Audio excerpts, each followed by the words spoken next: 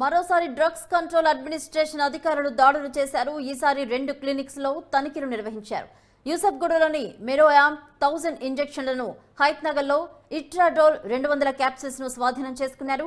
ఈ 2 క్లినిక్లను ఎంఆర్పీ రేట్లు కన్నా అధిక ధరలకు మందులు విక్రయిస్తున్నట్లు అధికారులు గుర్తించారు. మందులు స్వాధీనం చేసుకున్నామని తెలిపారు. వీటి విలువ సుమారు 2 లక్షలకు పైన ఉంటుందని తెలిపారు అధికారులు.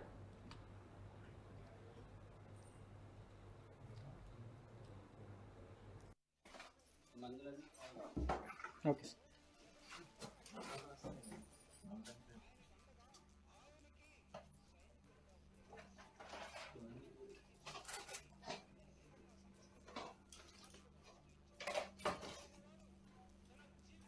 కింద